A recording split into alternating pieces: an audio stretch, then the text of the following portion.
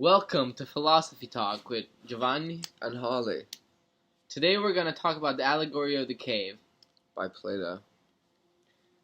We are going to compare it to some modern day examples that we have in mind.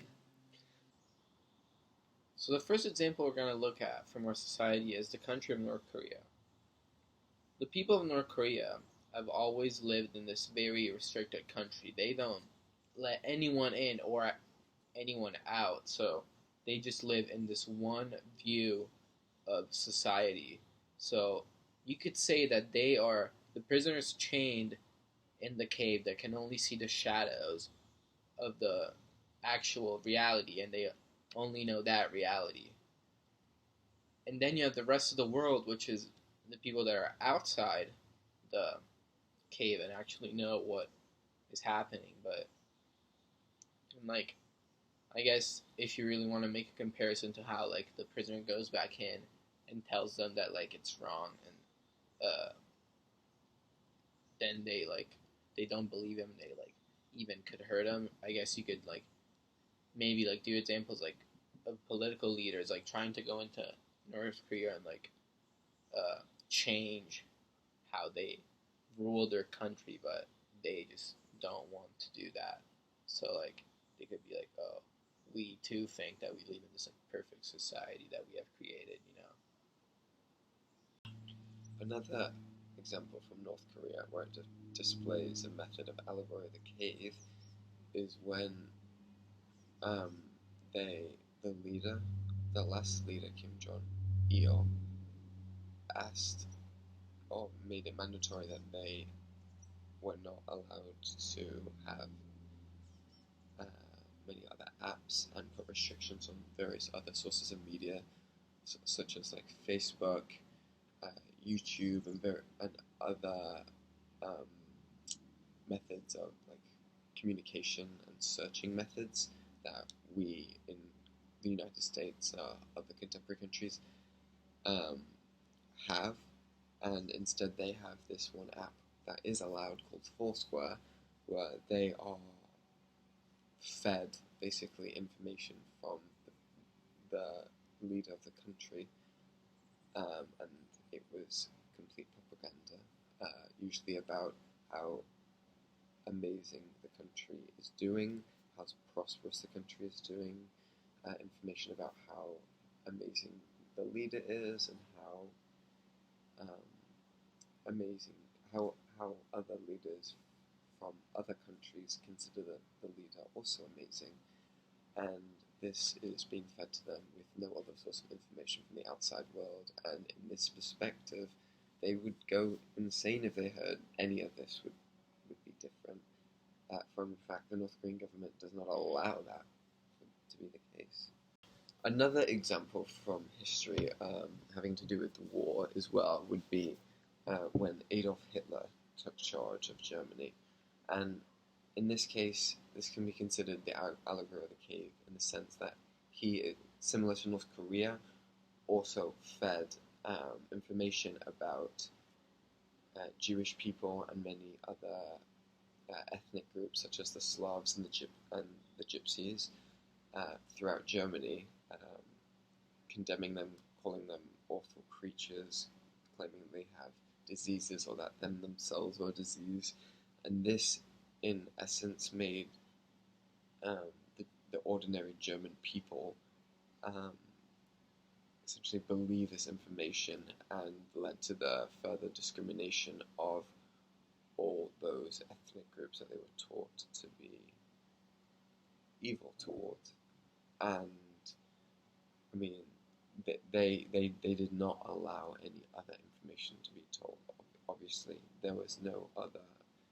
I mean, that's why the war took place. So, I mean, because when you look at it, it wasn't that every single German during that time was okay with what Hitler was doing, but they didn't really do anything, and they were kind of like stuck in this like one way of life that he projected towards everyone in the country. But like, in that case, they were like, it was more in modern society like something could have been done, but the ordinary people just kind of accepted, and even the political leaders that were like, there were some that weren't okay with what Hitler was doing, and when he was just rising to power, like when he wasn't like at the top yet, they could have like done something, but they didn't do anything either. So it ended up being that generations that were born were stuck in this box where, how Harley said, they were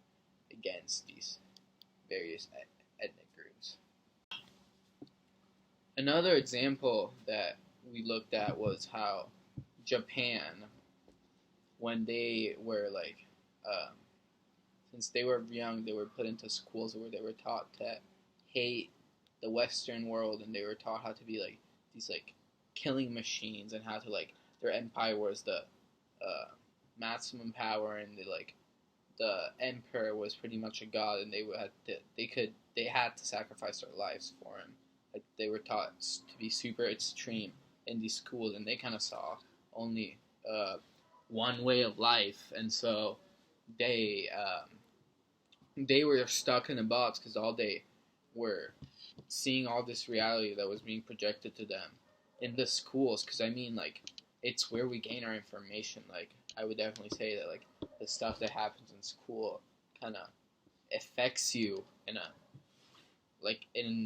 deep way, because you do it every day, and you're progressively just gaining more knowledge. And that's what it was happening in Japan. They were gaining more knowledge about this one thing. They were just looking at these shadows that were being projected to them by the emperor, and they didn't see outside the cave, or just outside the world. And that was why they did such awful things in history. Like, one example is how the Japanese would be kamikazes for their country. They would sacrifice their lives because they believed that that was the best thing they could do for their empire, their god, and their country. Like, they would rather sacrifice their life than like be seen as a coward by their country.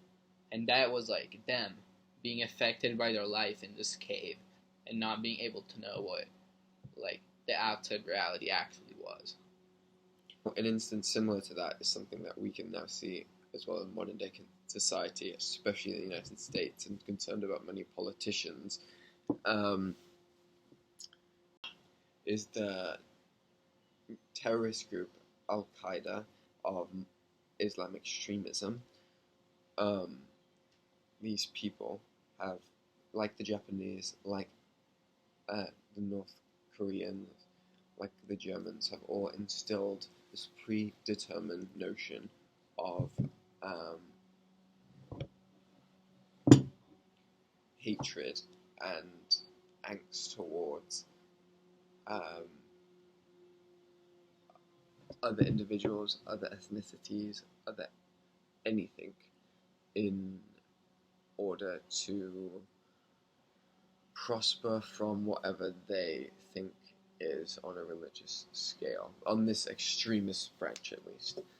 Now this starts within the schools of Al-Qaeda, or the initial integration methods. They basically instill these methods of hatred towards other individuals through their children at a very young age, not allowing them to experience any other methods of kindness, human interaction, or human interaction that doesn't involve other Al-Qaeda members or other members that also share this hatred towards other individuals. Now, these individuals can never escape this notion of hatred. They can never escape the cave. This hatred, they can never escape it. And as it's shown throughout society, I mean, we still see it nowadays, every day today. The bombing. Yeah, I definitely agree what my friend Harley here is saying, because I mean, if you look at President Trump, how he's like, oh, let's ban Muslims from coming into the country. He's obviously like an extreme example of what I would say normal people would be like in this society. But he says like, oh, let's ban them all from coming in. I mean, this is he's trying to initialize this predetermined notion of hatred towards people instead of addressing the actual problem. Yeah, I think that what he's actually trying to do is putting the United States into the cave, or just like, I mean, starting with the United States, you never know how big he could go. He would want to put us in a cave and make us believe that they are like all Muslims are terrorists and we should not let them into our country, which is like that is so like completely wrong. Those are not the only images that us common people should be shown. If people like believed that and like the whole United States was under this influence, then we would be inside of the cave. And thanks for tuning into our little conversation about philosophy of Plato's Allegory of the Cave. We'll see you next time On the philosophy talk with Giovanni and Harley. See you later.